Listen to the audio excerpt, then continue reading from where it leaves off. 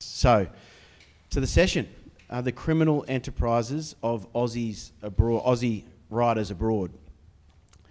Now, as you would know, they have many, many books between them all. It's going to take me a minute to introduce them properly, to do them justice. So I'll start. Candice Fox is the author of 17 best-selling novels, 7 of which she co-wrote with James Patterson. She's won 3 Ned Kelly Awards, and her novel Crimson Lake has been made into an ABC TV series called Troppo. And there's more screen adaptations on the way. Her latest novel, Devil's Kitchen, was set in New York. Welcome, Candice. Hi. Thanks for having me. Michael Brissenden was a journalist for the ABC for 35 years, where he worked as a correspondent in the US and Moscow, among other places, and also in Canberra. He's written both fiction and non-fiction. His first 2 novels were set in Sydney, and his most recent, this year, Smoke, is set in California. Welcome to Michael Brissenden. I reckon everyone in this room has seen something on TV that the man to my left, Roger Simpson, has either written or produced. He's created 17 different series for TV, including Good Guys, Bad Guys, Stingers and Halifax. And if conquering the screen wasn't enough, he had to change lanes and get into writing novels too. Unblessed is his 3rd Jane Halifax novel. Welcome to you, Roger. And last but not least, down the end here, we've got Michael Robotham, who's sold more than 7 million copies of his books. He's won 2 gold daggers, and this year marks the 20th anniversary of his hit fiction debut, The Suspect, which was sold for $1 million before it even finished writing it. Before that, he was a ghostwriter and investigative journalist. His books have also been adapted for the screen.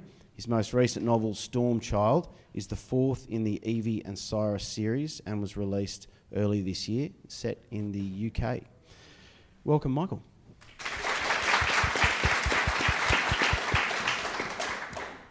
Now, I think here this panel probably has more stories than a Bucks party in Vegas. So we're going to have to share the microphone, everybody, and we'll all have our stories to tell, and we'll give you plenty of time. But I want to start with each of you. Why did you set your latest novel abroad? And I'll start with Roger. Well, after 21 telemovies and a miniseries, I was running out of stories. We'd done serial killers and child murderers and cannibals. And so I was looking for a new story, and I was interested in a celebrity trial. And that seemed to have to be set in America. And at the end of the second book, Jane's sort of fallen out with her stepdaughter, who's gone to live in New York. So if she went over there to try to repair things with her stepdaughter, she could get maybe involved in the celebrity trial. So that's how it happened. All right. And we'll jump to you then, Candice. New York as well. Yeah, I'm at the amazing point in my career where I get to swan off to places for research tax. You know, it's all tax deductible. So I was interested in that anyway. But I learned that I was setting this book in New York when I pitched the novel, the concept, to my very posh agent. Because originally it was a crew of builders, because I had this crew of builders at my house who were just oozing criminality. And I was fascinated with them and getting in amongst them. And then I said to Gabby, Gabby's from Bronte, and I said, I want to write about a crew of builders. And she said, Candice, I hate to break it to you, but people don't find builders terribly intriguing. And she said, I don't know why you didn't use my builder, Pierre.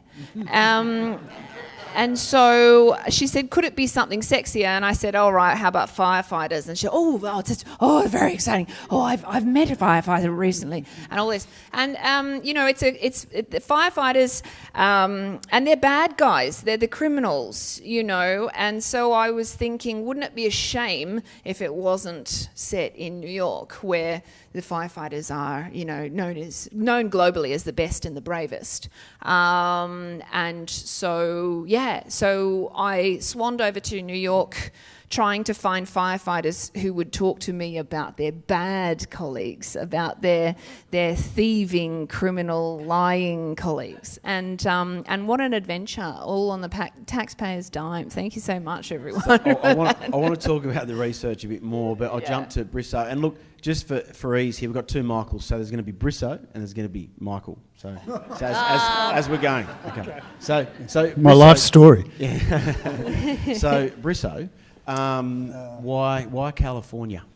Well, for me, it was a sort of it was a challenge and an opportunity. I actually started writing this book in a fictional town in Australia after the 2019-2020 bushfires here, but I didn't really want to set it in a place that I knew, and I didn't want to sort of implicate anybody I was talking to, because people were very traumatised by that experience. But I did start writing it, and then it started to rain, and it rained for about 18 months. And but it was burning in California and it was burning in Greece, and so I thought, well, this is an opportunity to actually set it somewhere completely different, and a bit of a challenge for me personally. But, I had spent quite a bit of time as a correspondent in California. I'd covered fires in California, so it wasn't completely foreign territory for me. And likewise, I took a tax-deductible trip to California and, spent a couple of times talking to, there are remarkable similarities, but there are some remarkable differences as well. And that was an interesting thing to get into. It was a bit of a journalistic exercise, actually, because it was like doing a sort of four corners shoot, except I didn't have to get anybody on the record, so it was good. Now, Michael, it's in a way it's a different question for you, because all of your books so far have been set overseas, and there's some advice potentially you might have been given years ago as to why that is. That's true. Although on the subject of tax deductibility, I remember my third novel, The Night Ferry, half of it was set in the red light district of Amsterdam, and all my research was tax deductible.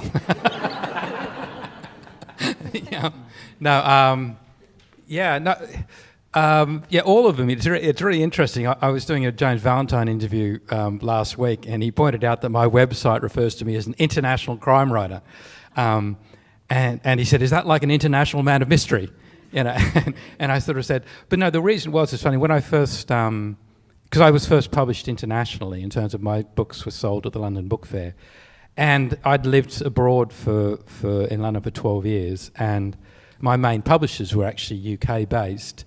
And when I came back to Australia, I very much regarded myself as being more a citizen of the world, because I'd lived abroad for so many years, working in America and working in the UK. And I wrote books which I felt I wanted to be international. But I was not so much even when I started, and it's not the reason I set my books abroad, but about, the question I get asked most often from people is, why I don't set books in Australia, and I'll probably get to that later. But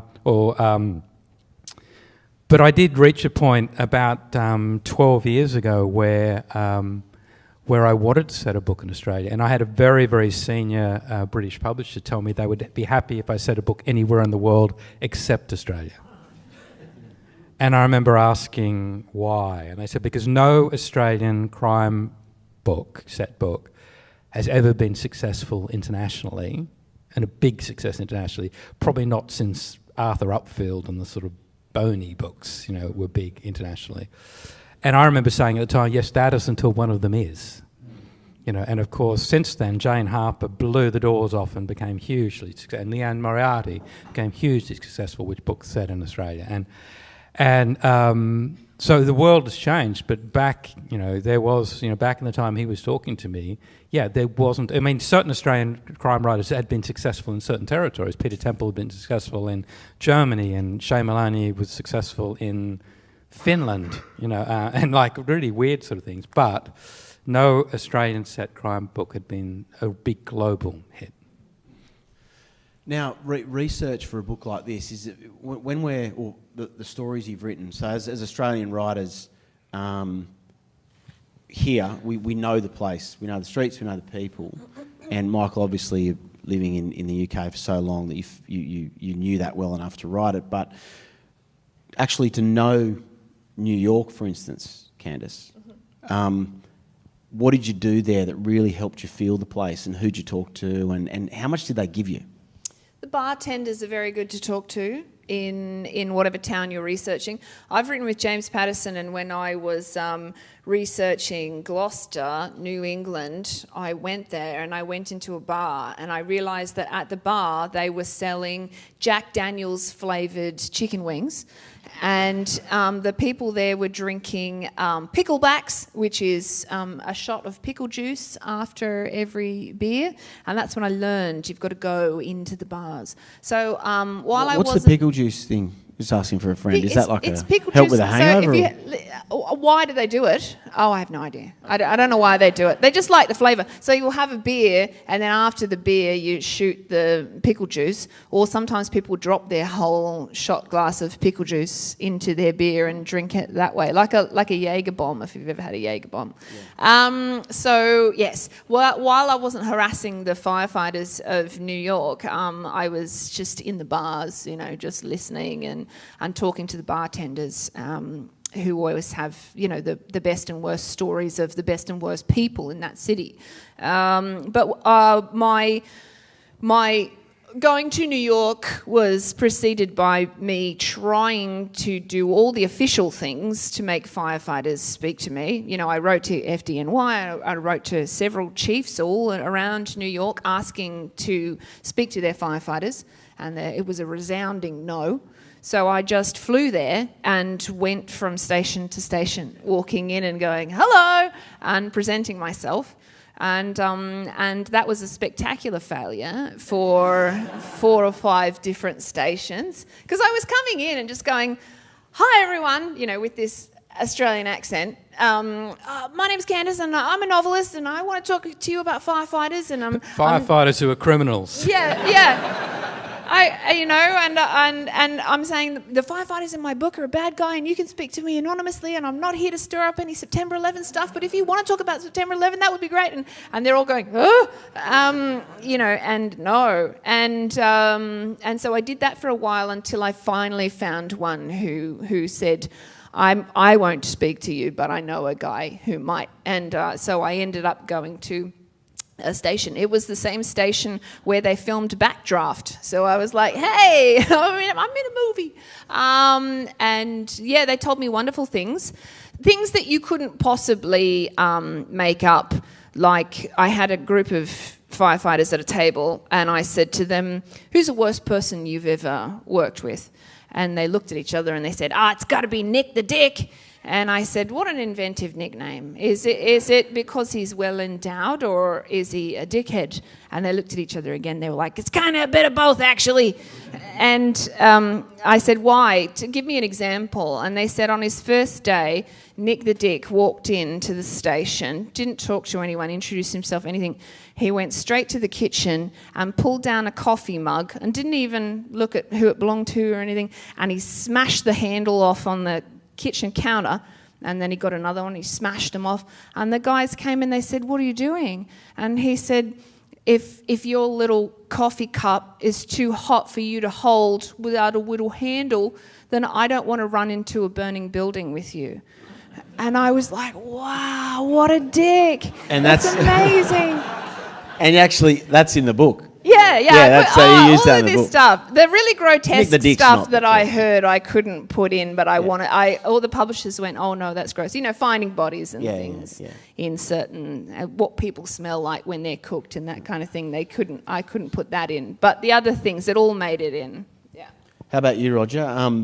Lawyers, billionaires, defence people.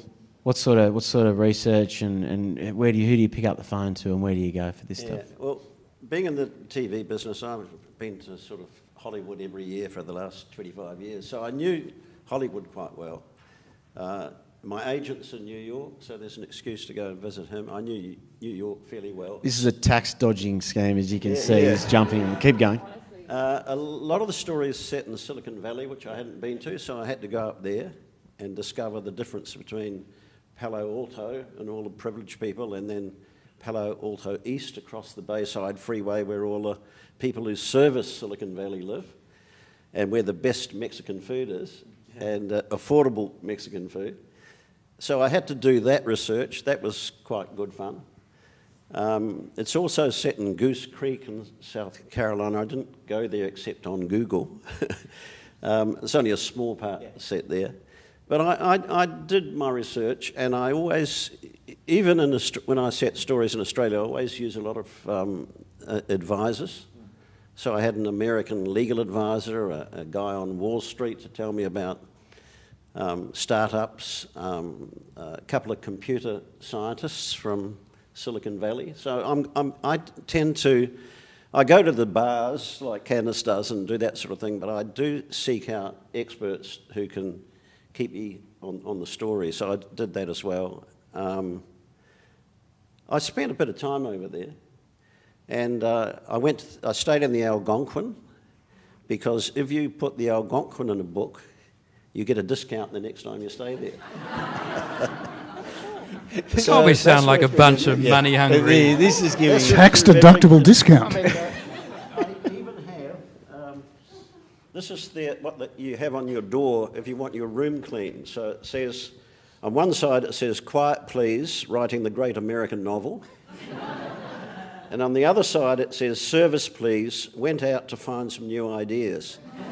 So that's a good souvenir to get. And if you put them in, if you mention the Algonquin in your book, you get a discount. So good advice for the rest of you. There's a hotel in Amsterdam called the Ambassade, which has been housing writers for over 120 years. And when you go there, they've got first editions signed by every writer that's ever stayed there and a book. But when you go there, you say to them, "What room am I staying in today?" And they'll go, and I say, "Who stayed there before?" And they'll go, "Graham Greene, Nelson Mandela, Donna Tartt," and they'll just rattle off everyone that stayed in that room before you. And when you go to the breakfast room, I remember I was in the breakfast room and I had Grisham and Donna Tartt in the same breakfast room, because they all put their same writers there every time. Yeah, wow. Brisso, the research side of things, you touched on a little bit earlier, but there was a really interesting person you met. So Alex Markoff, female detective, but to really get an understanding of the cops over there and how it works. Sure. Just share that story with us. Well, like Candice, I wrote to everybody I could think of, former chiefs of the LAPD, people who were LAPD officers who've gone off to be writers, and you can imagine how many people are trying to talk to the LAPD about, what it's like to be a police officer in LA. But I got some return emails, basically said, "Look, I don't know if I'm around, call me when you get here, blah, blah, blah," the usual sort of thing. So I didn't really have anything, and I went, I had a ticket to go, so I had to go, and I went, and I'm in LA, and I thought, well, what am I going to do? Because if you so this detective is basically furloughed out of an internal affairs investigation into misconduct, which she blew the whistle on a group of corrupt cops, and of course the fingers of corruption go deeper than anybody first imagines, and they turned the investigation back on her and furloughed her out of the police force. Now, if you do that in somewhere like New South Wales or Victoria or an Australian state, we have one police force. So you can be furloughed to somewhere and sit there while they do the investigation and then come back to your job. California has like 76 different police jurisdictions, so it's a bit more difficult. Also, this woman is a 43-year-old police officer who went to LA, joined the police force and, became a sergeant, but they don't get paid a lot of money. They don't like living in the places that they police because obviously they don't want to be running into the people they're locking up. So where would this person live? I had a whole lot of questions like this I needed to answer. And I thought, well, I'll just drive up to the police academy. And so I drove up to the police academy, and it's just like it is in the movies, it's that white building. But there's absolutely no security, and I just drove straight into the car park. And there's a live firing exercise going off in a paddock off to the left, like bang, bang, bang, bang, bang, bang. I thought, oh, okay. So I get out of the car and I walk up to the front door, and I walk straight through the front door. There's no security. And there's no one there. And I walked in through the next door, and it's the armoury, and they're all strapping on all of their gear, and they've got on all their weapons and all this sort of stuff. Can you imagine trying to do that at Surrey Hills Police Station? And the guy looked at me and said, well, what are you doing here? I said, well, I'm an Australian writer. I've just got a few questions. he said, oh, sure, come with me. So he took me down to the chief's office. Anyway, the chief wasn't there, but there was a 43-year-old female sergeant who was there, who gave me about 2 hours of time and sat down and answered every single question I had. So that was very fortuitous. But, you know, like, in a way, that is the value of being on the ground and just being prepared to just bust through doors, because sometimes that's the only way you're going to get people to talk to you. In the end, actually, as it happens, I went off and did a big drive for a couple of weeks through the Sierras and up to the Oregon border. And when I came back, this guy, who was a very, very senior LAPD guy, since just retired, and I rang him and he said, yeah, sure. Do you want to come to lunch? And so we went to lunch in, what's that place? You'll know it, Candice, next to Venice Beach, Mana del Rey? Or, no. Anyway, one of those places. Del Rey, what's it called? I like Playa del Rey. Yeah. Anyway, there's this restaurant there, which is basically owned by the Chicago gangster. And we walk into the restaurant, and the whole place sees this guy I'm with, and they just fall over him, you know, like, oh my God, it's the, you know, former, what's his name, you know. Anyway, we sit down and we have this meal, and I say to him, you know, aren't you worried about, like, people, because people were coming up all the time through lunch, you know, sort of, you know, grovelling and kissing the ring. And I said, you know, aren't you worried about, you know, sitting here with somebody, you know, like, and we're talking about all this stuff. He said, no. He said, you look like just like a cop. So, Michael, what do you like when you're doing your research? You're getting your backpack on. Yeah, no, I have to go to the locations, to the point where, I mean, I have books legaled, which is unusual for writing fiction, because the lawyers will come back and go, okay, that farmhouse, that whitewashed 18th century farmhouse on that corner, you know, with the barn and the, you know, is that a real farmhouse? Yes. And is it exactly where you describe? Yes. Well, you have to change it. Why? I said, because you've put 3 bodies in their front room and someone owns the house, you know. And so, you know, that idea of accuracy. But your research can get you into trouble. When I wrote Life or Death, which is about a man who escapes from jail the day before he's due to be released, and I decided to set in America, and initially I thought that Audie Palmer, it opens with a jailbreak, and I thought he would escape to the Ozark Mountains in Arkansas, a little place called Jasper. And I arranged to go to Jasper to do my research. And I knew I was in trouble when I drove in and the entire population of the town was sitting in lawn chairs staring at the road. And, I mean, the thing with Americans, the most hospitable people in the world until you go to one of these... I mean, this was the meth capital of America. And the only thing missing was a blind kid playing the banjo in this town.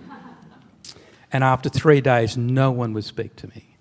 The only person I'd uttered any conversation with was Amber, my waitress at the Ozark River Cafe, who wore a gun on her hip as she took the orders.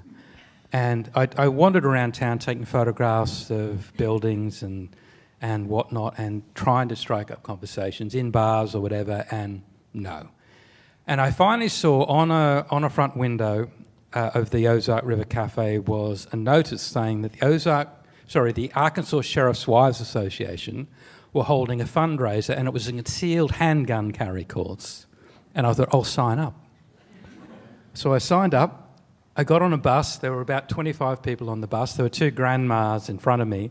And one said, Hank, do want me to get no automatic pistol? Why ever not? He says, I'll get riled and I'll shoot him. Would you? Only in the leg. So we got to the shooting range. We fired off a number of rounds. We were given a lecture by a guy who tried to get us to sign up to the NRA because we've got to get the white back into the White House. And finally, there was a questionnaire, 20 true or false questions, and someone put their hand up and complained that it wasn't multiple choice. So I received my concealed handgun carry pass. I can legally carry a handgun in Arkansas, concealed handgun. I got back to, and I managed to converse with people, and I'd realised that wasn't where I was going to set the book by then, but I was sort of forced to have to stay. But I got back to my little motel, the only motel in town, and there was a knock on the door, and it was the sheriff, a guy called Sheriff Slape, big old boy in full uniform. He filled the door frame. He looked at me and he said, "Folks have been saying you've been taking photographs of our bank." I said, yeah. Is there a law against that? "Oh, no, son. There's a law against being an asshole." Okay. Now I said, "Well, I'm a novelist and I'm writing a story about a man who escapes from prison the day before he's due to be released. Well, that'd make him dumber than shit on a biscuit," which is a line that appears in the book. Yes. And then he says, "Is there a sheriff in your story?" I said, yeah, there is. "Is he a hero?" I said, "Oh, absolutely."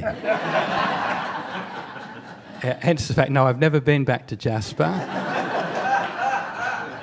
Ever. But yeah, you can do the wrong research sometimes. Has anyone else here been to a shooting range? Yes. Oh, I knew you were going to say yes. I somehow I knew. love to shoot, Do you? but just in a shooting range. And I'm really good. I was in the Navy just briefly for some reason when I was 18. It's about a year, wasn't it? Sorry? A year? No, year it was in the 2 Navy? years. 2 years? Yeah, 18 to 20 I joined the Navy, which was a strange idea because I get violently seasick and I cry whenever someone yells at me. And in the Navy you just get yelled at all day long whether you're doing the right thing or not. But yeah, I'm actually a really good shot and I like to do the things I'm good at. Mm-hmm. So every time I go to LA, I try to spend some time out in Vegas. There's a wonderful shooting range out in Vegas where outside Vegas, where they do archery and they do skeet shooting and I like to shoot really big guns too, like Desert Eagles and revolvers and things. Does not surprise me at all. Anyway, so look, coming back to character, so the ones you've made up, how real are they? And do you laugh when you cry with them as you're writing them? And I'll start with you on that, Roger, because Jane Halifax, on television, she's Rebecca Gibney. And in a way, when I was reading the book, I kept thinking that it is Rebecca Gibney as well because she's so amazing in that role. But how real do you picture is... Rebecca when you're writing it, Roger? Do you picture Rebecca Gibney? No, I deliberately don't think of Rebecca Gibney because I know her too well, and she's nothing like Jane Halifax. She's a naughty party girl. So I've got to put her out of my mind. Oh, that's hilarious. So when I write Jane Halifax at sort of the same age and body shape as Rebecca Gibney, but I never see her face. I never see Jane Halifax's face. I see everything else about her. And I've got to... Also, I think you've got to get into the mind of the character, not the actress. Mm-hmm. Otherwise, you don't write the role properly. You leave a little of, Rebecca will fix that up, So you've got to get into the character, put the character in the situation, and write that situation, write that scene. And, Jane Halifax. I think with all protagonists and all stories, there's a little bit of the author in the protagonist. Mm. So maybe she's my female side, I don't know. Right. Or the woman I want to be. So I think that there's a lot of her backstory is my backstory. Okay. A lot of her relationship with her parents and her various partners is kind of, I mine a little bit of that. All in the interests of authenticity and vanity. Mm. Yeah. Okay. Yeah. I find that fascinating. Before I move on, Michael Robotham's American accent, is he someone that could be cast in one of your TV shows? Maybe? Absolutely. It's not bad? Well, it's all right. Yeah. I thought it needs to be some work, to be honest. But so, Candice, yeah, on that kind of question of character, how real do they become for you? And I've got a second question now, thanks to Roger. Is there any character in your books that there's more of Candice Fox in than others? Oh, look, yeah, probably. See, I started out writing and with a real anxiety about writing female characters. And so in my Bennett Archer series, which is the first 3 books that were published, my protagonist, Eden Archer, is very glamorous, and she always knows exactly what to say, and she's stylish and beautiful and that kind of thing, and this like idealised woman that I imagined I would one day be. But my fourth book, Crimson Lake, you got Amanda, who's really like scrappy, and she always says the wrong thing, and she wears weird stuff, and that's more. I just pared it all the way back and wrote somebody who's kind of like me. But the difference between me and Amanda is that Amanda is distinctly unpopular, and she doesn't care. But popularity and attention has always been very precious to me, because I grew up in this massive household with. My mum fostered 155 kids as I was growing up, and so there were 6 of us in the house anyway, so I love attention. But in terms of characters in Devil's Kitchen that are real, the chief is based on the chief of the builders. The real guy who instructed these builders at my house to build this deck, his name was Matt, and so in the novel I made him a fire chief and I called him Matt. Which was very inventive of me. And yeah, he was a sort of a scary dude in real life. Does Builder Matt know that Matt, the He's fireman, worked it out. He doesn't read the books, but his wife does. And so I got a message through someone else that Matt's wife is reading the book and she's recognising things. And I was like, oh no, because Matt scares me a little bit. He's a big man with a big truck and a big attitude, and he would sweep into the house like a storm. Like all the other builders would be there going, I just got a call, Matt's going to be here in 10 minutes, put that away, oh my god, and the little apprentice is physically trembling, and Matt comes in and I can see him out my office window and he's pointing at people and he's pointing at things, and guys are swerving away from his finger like it's an actual gun. But to me, he was a very sort of gentle soul, and I keep running into him now. And in the book, I was trying to find that balance as well of someone who is terrifying most of the time, but then there are just these little sprinkles of someone inside there who is actually very gentle. I didn't know Matt very well. He came and he built a deck at my house, and then I didn't see him again.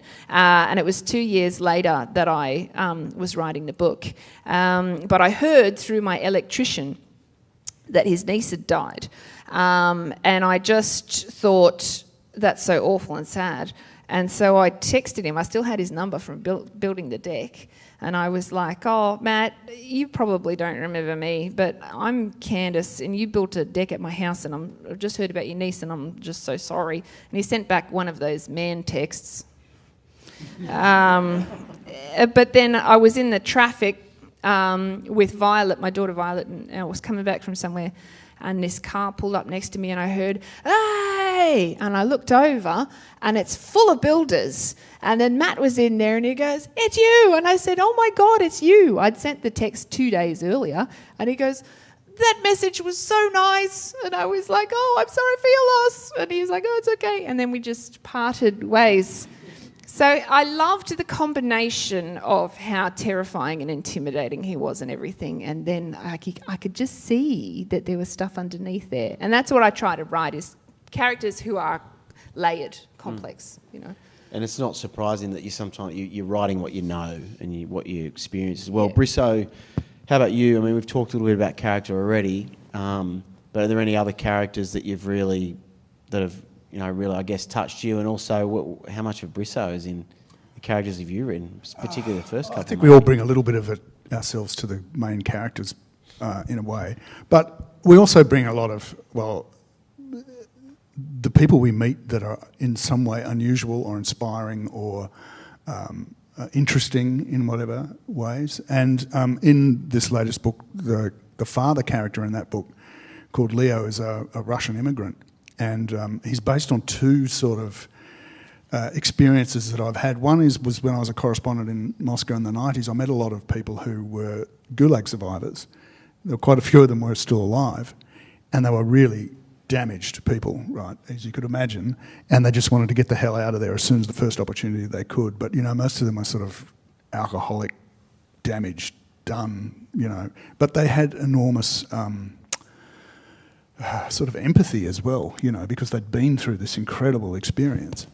And the other side of this, so I decided to make this character the father character in this book. But he was also inspired by this guy I met who was a dog shooter, who he used to sleep with his hat on and bullets lined up beside him. And when he would go dog shooting, he'd take a bag of lemons and some salt.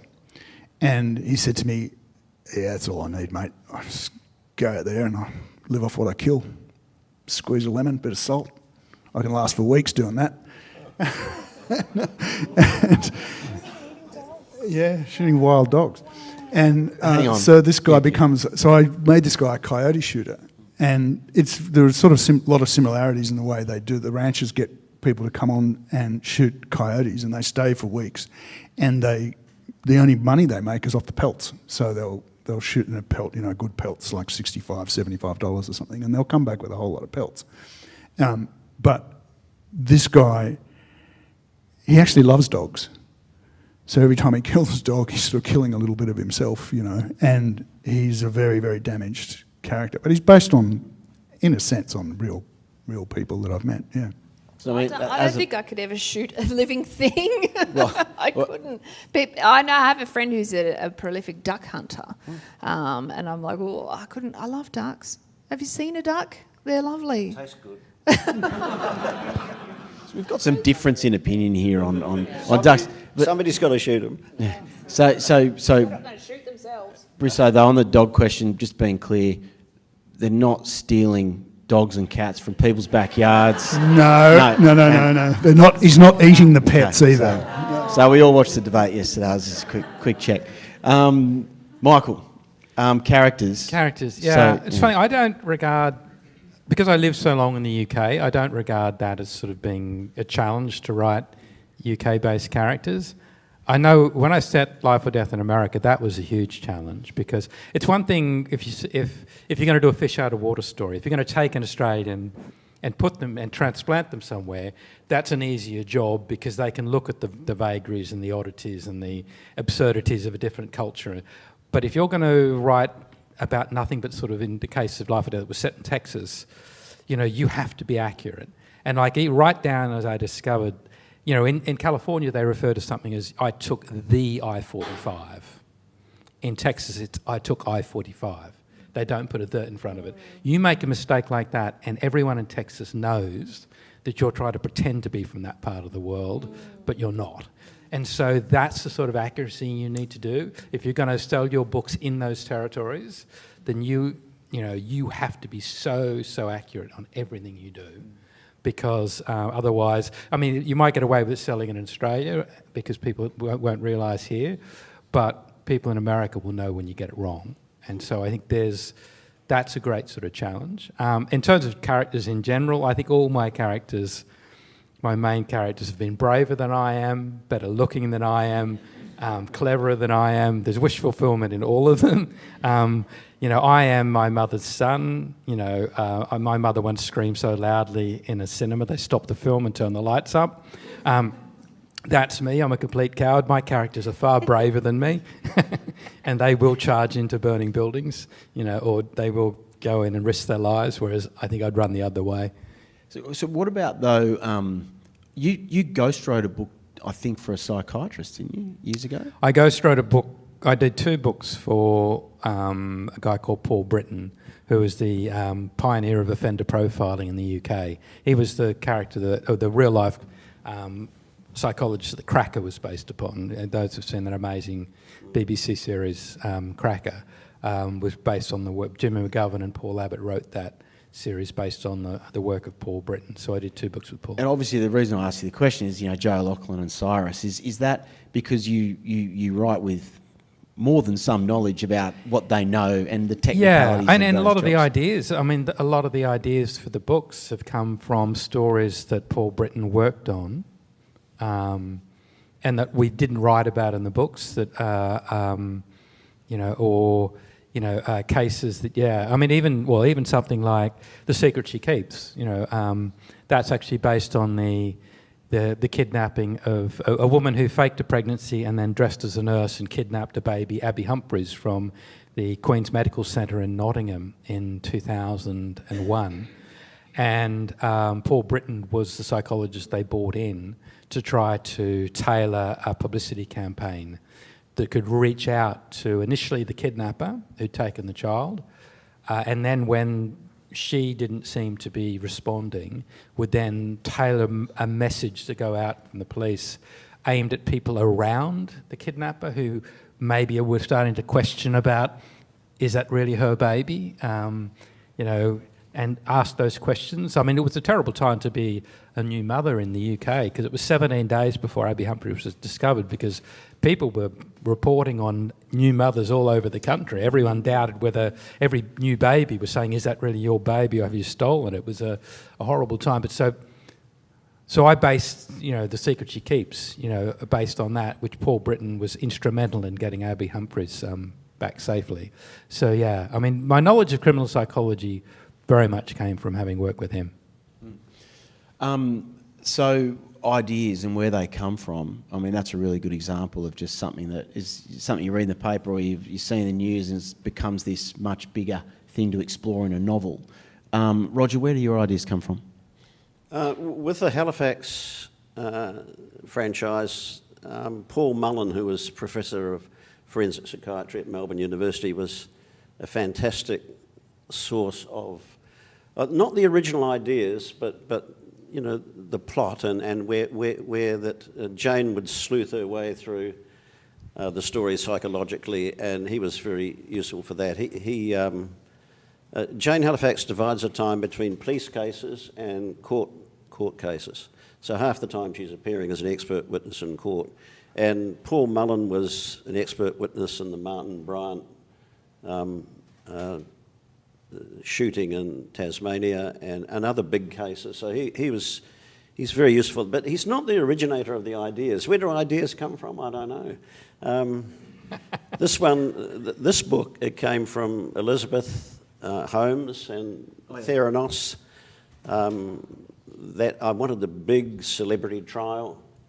I wanted it to be based in Silicon Valley. I used to be in the army, so I like weapons and things that go bang.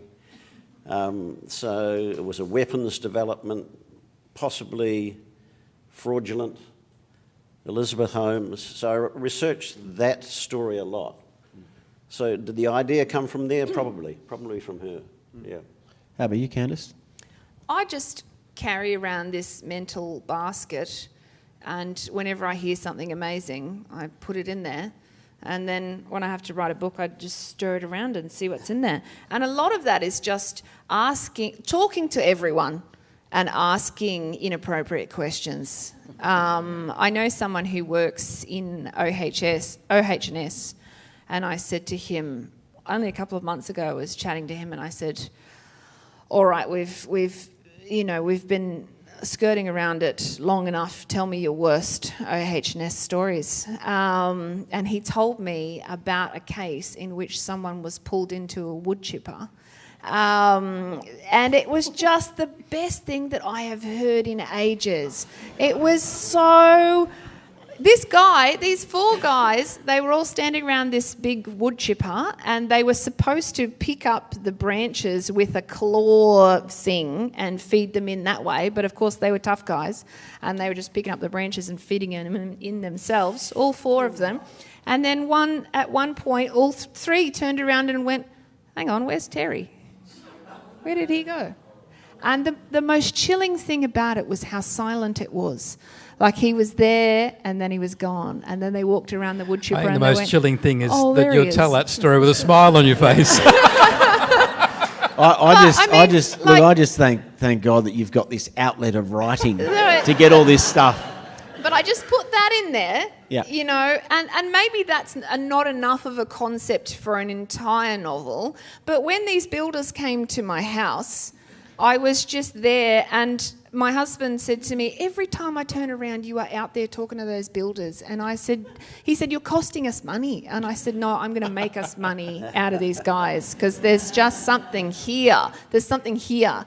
And I could smell it. And, in order to get into their crew, because they were just sort of like, oh, this lady, she keeps coming and hanging out with us. We don't know. They completely underestimating me the entire time. They'd say to me, oh, Candice, can you ask your husband if we can use his bandsaw? And I said, well, my husband doesn't actually have a bandsaw, but I have a bandsaw, so you can use my bandsaw if you want. And I said to Tim, I'm just going to have to build something in front of them. So I went down there and I built a mailbox and full eye contact. I was like, the whole time. And then they started sort of being like, oh, she's here among us again or whatever. And they stopped apologising for their language. I was like, don't worry about it, you bunch of fuckers. And then they forgot that I was there. And I was in there like a fox among the sheep or whatever. I see what you did there. Yeah, thank you. And so, the ideas just come that way, of being not embarrassed to ask those questions. Every now and then I have someone say, could you just have some decorum? But I go, oh, all right. But, Crimson Lake came from me being at a crocodile farm in Innisfail. It's closed down now. And I said to them, tour guide, all right, tell me about worst workplace accidents. And he said, all right, wait for the tour to move on and I'll tell you them all. And it was awesome. It was great. Well, you have to share one now. Oh, crocodile. Well, there were two really good ones.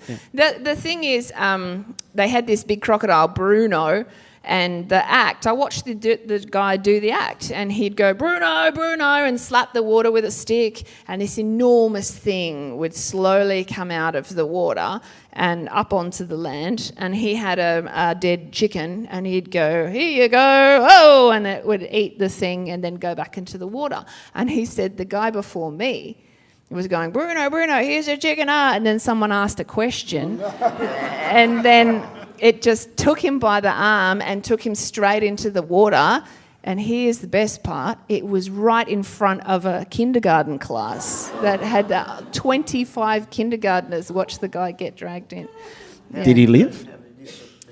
Oh, no, he didn't. I'm sorry. Sad ending. Yeah, but that died crocodile farm isn't there anymore. Yeah, that was the best part. For good reason. Yeah, but but I risked that as a writer. You risk that. You risk him going, well, I'm not going to tell you any about workplace accidents, and me going, okay, sorry, I'm weird, sorry, Wow, Brisso, did you want to? I'm still getting over the wood chipper. God. I don't have anything like that. Sorry. No. Where do ideas come from? Everywhere, really. I mean, sometimes you just be reading a story in a newspaper and you go, well, you what? That's pretty interesting. Truth is often stranger than fiction. Yeah, so it's kind of liberating as a writer. You that's can right. Do what you like. Yeah, it's. But the main idea. Sometimes I just start with an image. Like that is an image that's worth. Like I had this image of someone using these fires as an opportunity to kill somebody, as an assumption when they find the body, they think the body, the person is a victim of the fire, but in fact it was a murder and somebody took an opportunity that was only going to be there for that one moment to do something. And I guess once you have that idea and you start, things just spool off in all sorts of weird directions. But I don't know. Other than that, where do they come from? I don't know. I don't really have an answer. Well, I've got loads of answers. Neil Gaiman says there's this little shop in Brighton, and if you go down the alley and you knock on the door and they let you in, it's full of ideas, and you choose the one you want. Janet Ivanovic says that Amazon will deliver them next day service. Ian Rankin once said that when he signed his first publishing contract that he was given a website and a password and he could log in and choose which idea he wanted and tick a box. And someone came up to him after the event and offered him 50 quid for the password and the website address.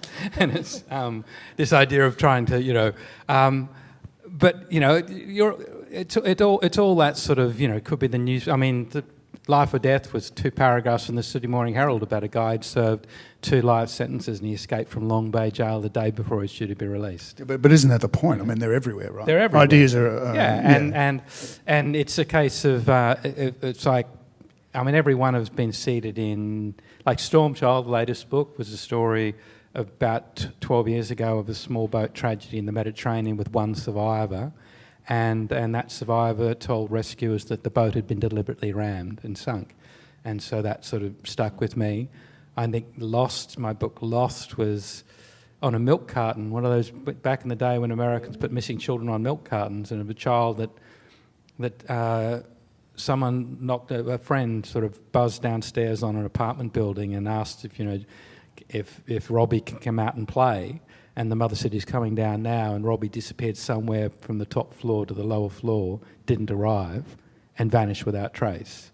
And that fascinated me. How could a child disappear in an apartment block with only one entrance, in or out, and the child was waiting downstairs for his friend? And so, it's always that sort of what if seed. Something you mentioned earlier, and we were talking about, so Jane Harper, in a way, put Australia on the map for Australian setting, for global, like international, for thrillers for overseas. So, what do you think? It's probably a difficult question, but I'm interested in everyone's thoughts on it. Like, why weren't Australian settings selling overseas for a long time? Oh, and I think it came back in the day. Cultural cringe existed for a long while in Australia. That, I would talk to people in my early career, which is 20 years ago now, and I said, have you ever read a crime novel written by an Australian? And they go, no. I said, well, why not? He says, well, we don't do it as well as the Americans do it or the British do it. And back in the day, the Americans would read very much American crime fiction. The British would read British crime fiction. We would read whatever the British and the Americans would send to us. We didn't really have many of our own. And so it took a while for the world to realise that crime novels can take us all around the world, and this is what Stieg Larsson managed to do, and Joe Nesbo, that suddenly Nordic noir became a huge thing, and that you could pick up, a crime novel, and you could be in Venice with Donna Leone, or you can be in Los Angeles with Michael Connelly, or you can travel the world through these books. Yeah, but interestingly, Steve Nesbo's first book was set in Australia. Well, Joe Nesbo, yeah. Joe Nesbo's first book was set in Australia. Was set, that's where he said, because he was travelling in Australia at the time. But I think that our writers have got better, and also our readers have just begun to appreciate that they want to read stories set in Australia, as well as stories set all around the world. Yeah, I think we're more open to reading stories set in the rest of the world than a lot of other cultures are. But I also think that the whole Scandinavian noir thing opened up place as character in a way that hadn't really been done before, to that extent where, that sort of harshness of character, of landscape. And we're sort of like the polar opposite of that, that cold, unforgiving environment, our hot, unforgiving environment. And that's why that sort of dingo noir became such a big thing, which in turn has opened up a whole lot of opportunity for other Australian crime writers. Got any thoughts on that, either you two? I think we had to get over a sort of sense that Australia is adorable in the US. I've travelled a lot throughout the US, and people, hear the accent and they go, "Oh, you're Australian! Oh, that's so cute! Talk to me about kangaroos!" And Crocodile Dundee being a massive, Paul Hogan's. a massive influence on how people see Australia. And then this idea that, everything that'll kill you in Australia is a snake or a spider. So I think a bit of international attention for our actual, real-life murders and disappearances in the outback might have helped with that a little bit. But yeah, I think we had to get over that cuteness. I find just the world over, people love Australians. And there is this feeling in Germany. Australian crime has been popular in Germany for a long time. And not just crime. My publisher said to me, my German publisher said to me, if you put an akubra on someone on the cover of a book in Germany, whoosh, it flies off the shelves. But I think they recognised at first that we're not so cute all the time. I mean, going back, it's funny, because people often ask the question about why I haven't set a book in Australia, and the truth is that, in my bottom drawer, I have the greatest ever unpublished Australian novel, which in 1995, it was submitted to a UK publisher, and it missed out by a single vote in Penguin in a publishing meeting. It needed to be unanimous. I got 8 out of the 9 votes around the table to publish this book, and afterwards I said, what was the problem with that one person? They said, if you had set that same story in England, Ireland, Scotland or Wales, we would have published it in a heartbeat. But because you set it in Australia, it was too hard for us to sell. Okay, and so that's why when I wrote The Suspect, I actually thought, well, I'll set a book in the UK because I'd lived there for so long and see what happens. But that's changed. But this was in the sort of early 1990s. That was still the attitude. It makes it, but that has fundamentally changed to the point where, when I was in the UK in June, and I said, oh, by the way, I'm going to take that novel out of my bottom drawer, and who knows? I don't think it's still going to be Australia's greatest ever unpublished novel. But so that's going to be my 20th novel. Will be a novel set in Australia. And when I said that to them, I said, what a great idea. So the world had fundamentally changed. They thought it was a brilliant idea.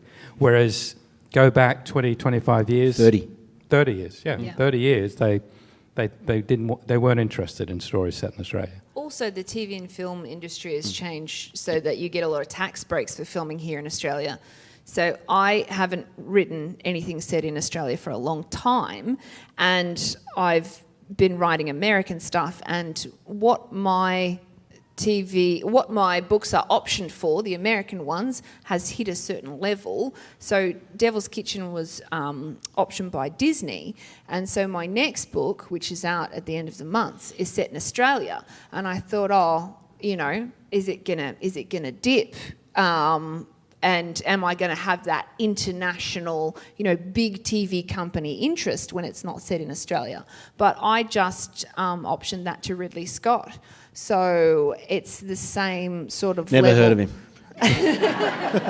It's the same level because, Scott Free and they would be partnering with Apple TV are saying to themselves, well, it's set in Australia, we'll film it there because you get all these tax breaks for filming it in Australia. So there's that. So I think the change in that landscape. We're becoming more of a global country. I mean, as Michael said earlier, I think we saw ourselves as more of a global country, and now the rest of the world's starting to see us as a better connected. And I think that's fantastic. Yeah, so just you give an example of that. It's interesting.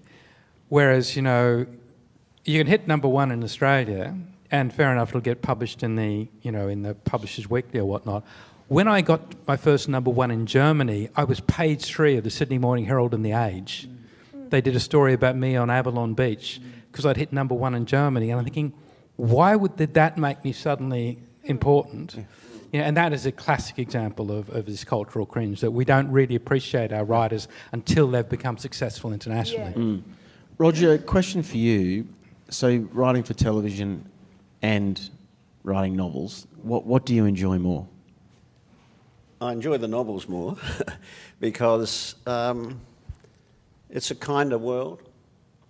You get... I'm not just saying this because my publisher's present, but you get your notes are suggestions. They're not instructions. In television, the notes are relentless. Everybody wants to influence the work. The network notes, the reason my business partner retired 15 years ago and went to live in Paris, he couldn't do another meeting with another Australian network. I mean, it's just crazy. It's to the point where sometimes the changes are just for the sake of change. They're not making it better, but they're allowing the network executive to think that they've got input in it. If it succeeds, they say, well, it's because I influenced it. If it fails, it's because You didn't know, listen? it was my fault. It's the writer's fault. The book world is much more pleasurable, much more pleasurable. It's kinder. People who read books are nicer people. The whole world is fantastic. It's not as profitable, unfortunately, as television, but I guess I'm at the stage of my career where I'm writing for pleasure rather than profit. Although, you know, it looks like Halifax is coming back to television and I'll have to gird my loins, and maybe I'll hire someone to go between me and the network and take all the notes. But it's relentless, and it's exciting when you're young and you've got endless energy and you think they know what they're talking about, and then you get to realise that they don't know what they're talking about. They're guessing at the market the same way as everyone's guessing at the market. Every writer guesses at the market. Nobody knows. So all you can do is write something as well as you can possibly write it, and try to keep this outside interference away, because they're not invested in it like you are. They don't care about it the same way you do. They don't. The best editors I've had in television are always the editors who ask, what are you trying to do here? Not, have you thought about doing this? That's not good editing. But there's too many editors in television who want to change the story. Not, if they're confused by something and you haven't written it properly, instead of asking the questions, what are you trying to do here, Roger? What is it you're trying to say? Oh, well, you're not saying that. Let me help you say that. Now, that's great editing, but that's few and far between in television these days. Look, I think we could talk for hours, but I think we'll come up against time. But something you just said then is worth calling out is readers are much nicer people. Yes. And without you readers, we can't write books. So thank you all for coming. It's a great crowd for first event. Thanks for supporting BAD. Thanks to these wonderful writers here. We've got Michael too, also known as Brisso, Michael Robotham, Candice Fox and Roger Simpson. All of their books are fantastic. You didn't get an opportunity to ask them a question here, but you will down in the bookstore, the festival bookstore, where they'll be signing books and hanging around for a chat. And thank you to all of you, and thanks for coming out.